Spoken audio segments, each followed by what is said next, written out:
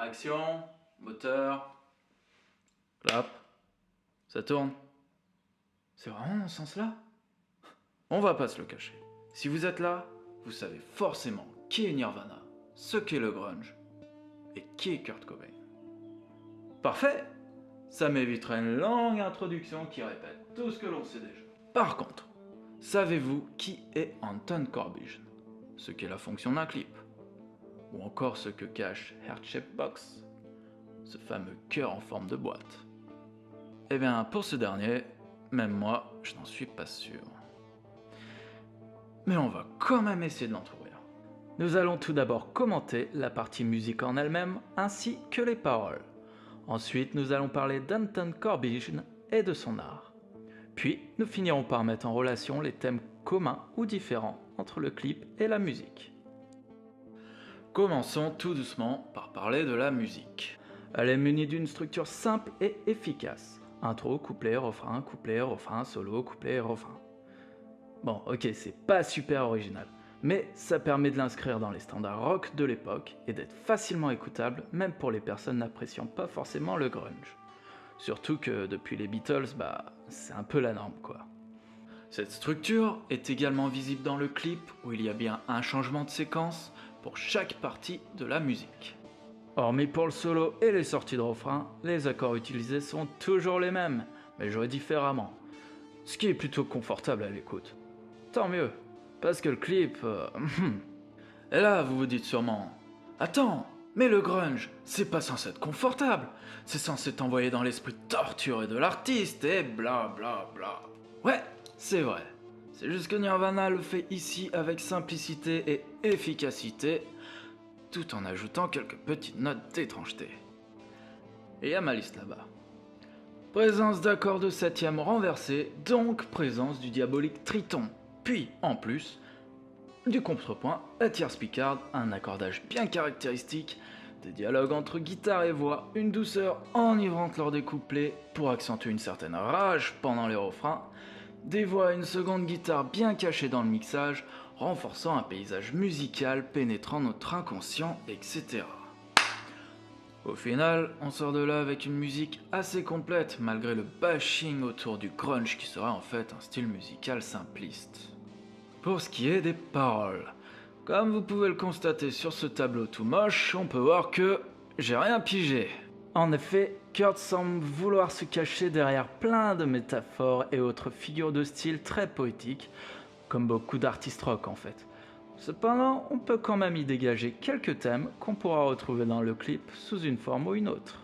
En premier, la dépendance. Qu'elle soit amoureuse, sexuelle ou encore qu'elle vienne de la drogue, on est attiré sans pouvoir s'en dégager par la suite. Puis, la preuve d'amour. Vouloir faire le bien de quelqu'un, le faire passer avant soi, quitte à en souffrir. Ensuite, l'autodérision. Kurt parle de sa grande capacité à se plaindre et de son éternelle insatisfaction. On retrouve aussi dans ce refrain de l'ironie, voire du cynisme. Je parle surtout de Kurt, mais les autres membres du groupe évidemment ont également participé aux paroles, même si celle-ci semble se rapprocher du style d'écriture de Courtney Love, qui semble avoir une certaine influence sur le groupe. Pour la petite histoire, Courtney a offert ce cœur en forme de boîte au début de leur relation, avec Kurt, en le faisant passer par Dave Grohl. À l'intérieur, il y avait des bonbons, des fleurs, une lettre signée avec le sang de Courtney, et peut-être plus. Effectivement, plus tard, cette boîte a pu servir à cacher leur drogue. Courtney Love affirmerait même que cette chanson parlerait de son vagin. Dans tous les cas, cette boîte est bien le reflet d'un certain enfermement. On a la musique, les paroles, plus qu'un ingrédient pour que tout cela devienne un véritable tube, un clip. À la base, le groupe voulait faire appel à Kevin Kerslake, ouais, lui tout à droite là. Mais ce réalisateur, qui leur est pourtant habituel, ne parvient pas à écrire un scénario qui convienne au groupe. Ils vont alors choisir de travailler avec un réalisateur assez en vogue depuis les années 80, Anton Corbijn. À l'âge de 17 ans, Anton a alors armé de la caméra de son père au passage pasteur protestant, ce qui se ressent dans ses clips, il y a souvent des références à la religion. On verra ça plus tard. Donc, à l'aide de la caméra de son père, il va prendre ses premières photos lors d'un concert, photo qu'il va envoyer au journal local, lui qui a toujours voulu être proche de la musique, semble y avoir trouvé sa place. Après avoir suivi un cursus assez commun qui consiste à commencer des études de photographie pour les abandonner, il quitte les Pays-Bas pour Londres où sa carrière va exploser, notamment grâce à certaines rencontres. Connu pour ses clichés en noir et blanc fortement contrastés, réalisés avec une vitesse d'obturation assez lente, ce qui permet certains mouvements et gestes subtils, de nombreuses célébrités vont passer devant son objectif. Et pas que des musiciens. À partir des années 80, son fameux grain va se mettre à bouger. Anton réalisera la plupart des clips de Depeche Mode ainsi que ceux de nombreux autres artistes, tels que U2, Nick Cave, Joy Division, Johnny Cash, etc. A noter que ces clips se rapprochent aussi de sa photographie par des plans fixes dans lesquels les personnages font très peu de gestes. Aujourd'hui, et ce depuis 2007, le réalisateur se consacre au format cinéma, en commençant par un long métrage sur la vie de Ian Curtis, leader de son groupe préféré. Pour le reste, je vous laisse voir la suite, vous savez tout comme moi, lire une putain de fiche Wikipédia. Par contre, dans les années 90, la réalisation poussiéreuse d'Anton va se heurter à l'énergie chaotique d'un certain groupe, Nirvana.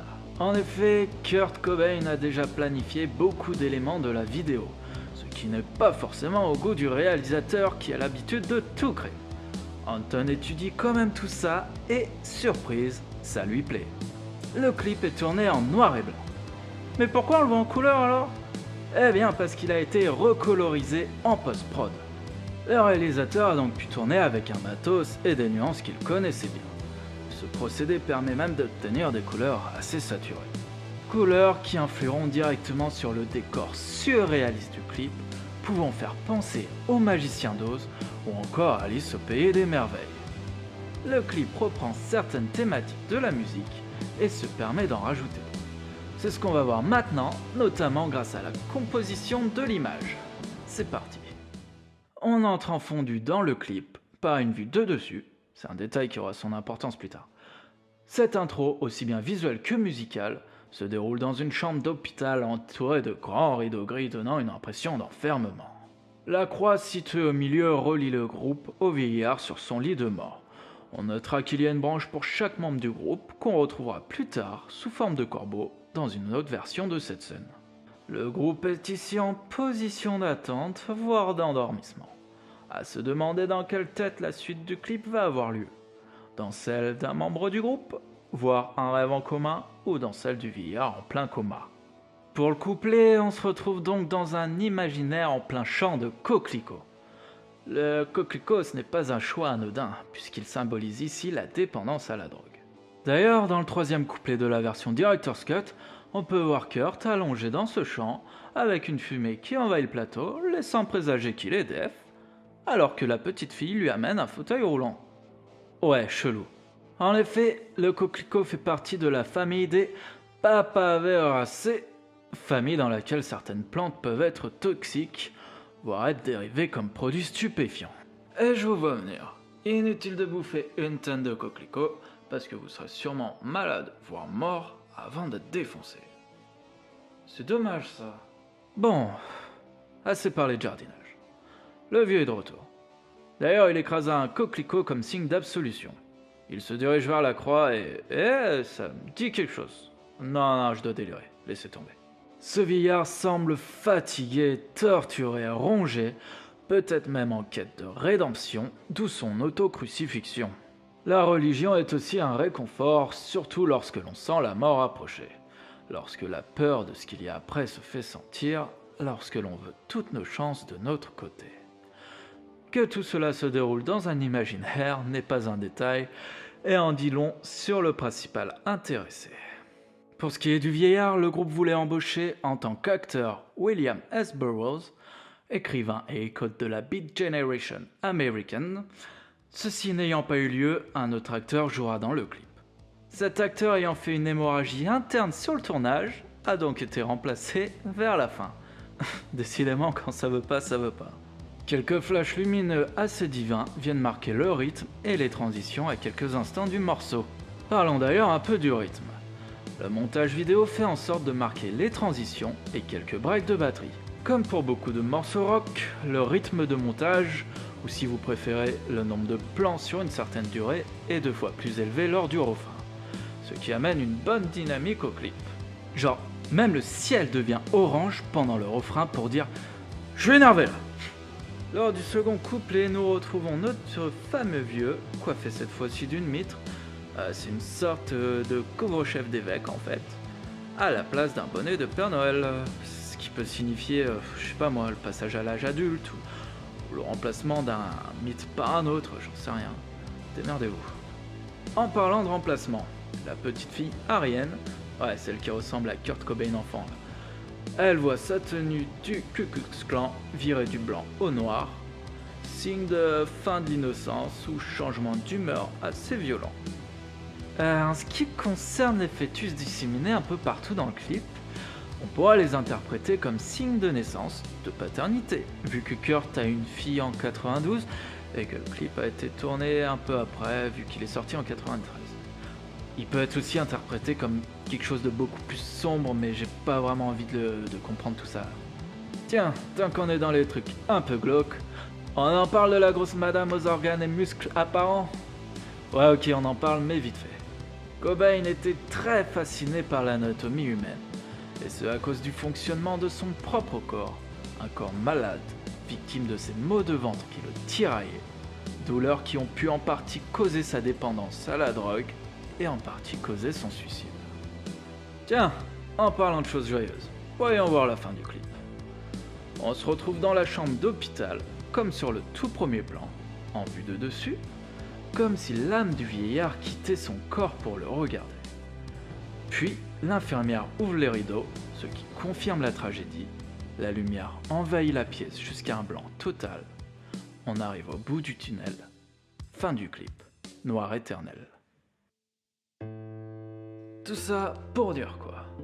Hormis le fait qu'un clip vidéo est censé faire de la pub et ramener du blé autant pour le groupe que pour le réalisateur, on voit bien qu'ici, le clip vidéo est aussi une forme d'art à part entière. Parce qu'au final, l'un n'empêche pas l'autre. Malgré le fait que les idées viennent essentiellement de Nirvana, ce clip n'aurait pas été le même sans Anton.